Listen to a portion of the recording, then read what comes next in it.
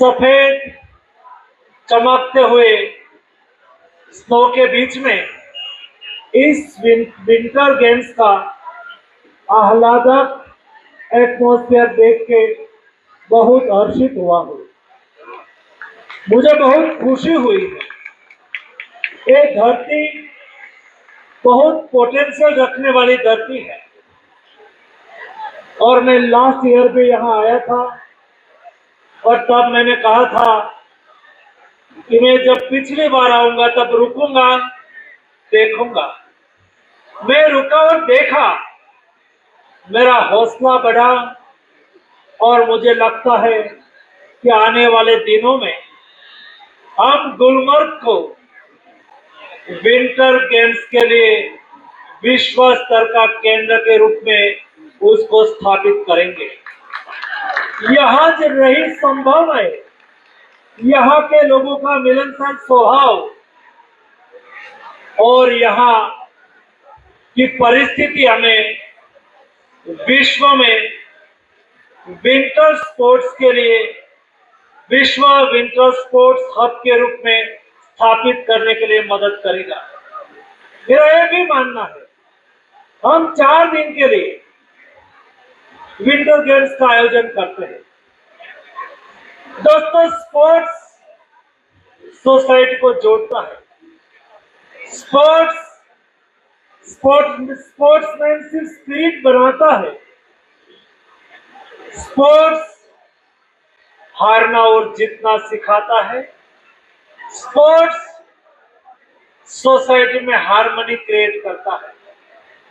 Sports development के लिए राह बन सकता है और इसलिए जम्मू कश्मीर के युवाओं को सुबह में मैं मिल रहा था।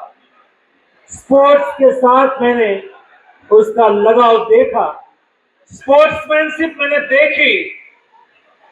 राज्य में चलने वाले 100 खेलो इंडिया सेंटर से आए हुए एथलीट और उसके कोच के साथ मुझे संवाद करने का अवसर मिला। जब मैं उसके साथ बात कर रहा था, उनका एक एक वाक्य से, एक एक संवाद से मुझे स्पोर्ट्समैन स्पिरिट और इस धरती में रही स्पोर्ट्स की शक्ति का एहसास हो रहा था। और इसलिए आने वाले दिनों में हमें जम्मू और कश्मीर में यूथ में रही पोटेंशियल को हार्नेस करने के लिए विंटर गेम्स केवल 4 दिन की नहीं होगी, लेकिन विंटर गेम्स को टूरिज्म के साथ जोड़ के क्या हम भारत सरकार, राज्य सरकार और हमारे खेल प्रेमी जनता साथ में मिलके एक 15 दिन का कार्यक्रम करें, जिसमें फिट इंडिया कार्निवल हो, अलग अलग टाइप की कल्चरल एक्टिविटी हो और अंत में विंटर गेम्स हो।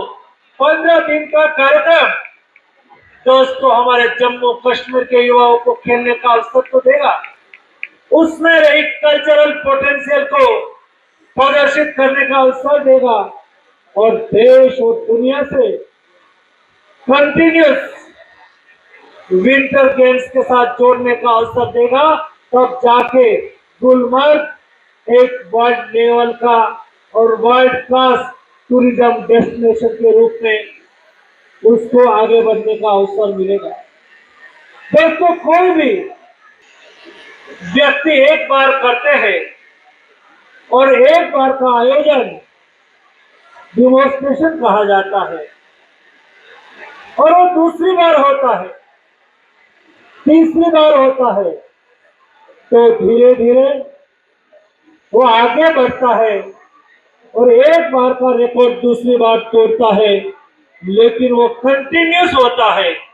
जैसा 6th एडिशन है, वैसा आने वाले दिनों में ये विंटर गेम्स की एक इकोसिस्टम बन के उभरेगा, जो हमारे जम्मू कश्मीर में एक महत्वपूर्ण टूरिज्म को डेवलप करने का माध्यम बनेगा। विंटर गेम्स में 900 से अधिक एथलीट ने भाग लिया, 6 स्पोर्ट्स डिसिप्लिन और 25 स्टेट जुड़े। 25 देश के एथलीट गुलमर्ग की धरती पर आके यहाँ उन्होंने खेलने का अवसर मिला, उसके साथ वो कनेक्ट हुए। मैं मानता हूं कि उनका हौसला और बढ़ेगा और आने वाले दिनों में वो बेस्ट परफॉर्मेंस भी करेगा। मैंने देखा है, एक समय था इस घाटी में कभी कभी पत्थरबाजी के लिए सुर्खियों में रहती थी, लेकिन आज स्कीइंग और स्नो बोर्डिंग के लिए इस घाटी जानी जाती है। आर्टिकल 370 हटने के बाद विकास और विश्वास की नई धाराएं इस धरती से बहने लगी है। कल के अखबार सिक्योरिटी नहीं, लेकिन स्पोर्ट्स सेंसेशन के बारे में लिखेंगे, जो पहले सिक्योरिटी के बारे में लिखे रहते थे। मेरे सम्मानीय और मेरे मित्र मंत्री श्री सतीश जी ने कहा, एक समय था यहाँ बैठ के सरपंच को भी संबोधन करना बड़ी चैलेंज होती थी, लेकिन आज विंटर गेम्स के माध्यम से देश के 25 स्टेट के एथलीट खेलते हैं। मेरे कश्मीर के युवा एथलीट यहाँ अपना कौतुक दिखा रहे हैं और भारत सरकार के मंत्री मेरे देश के एथलीट को संबोधित कर रहे हैं।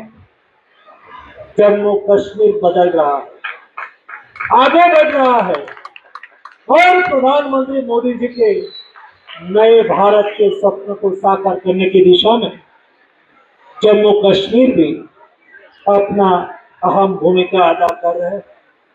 खेलो इंडिया गेम्स एक व्यापक तौर पर देश में चलाई जा रही है।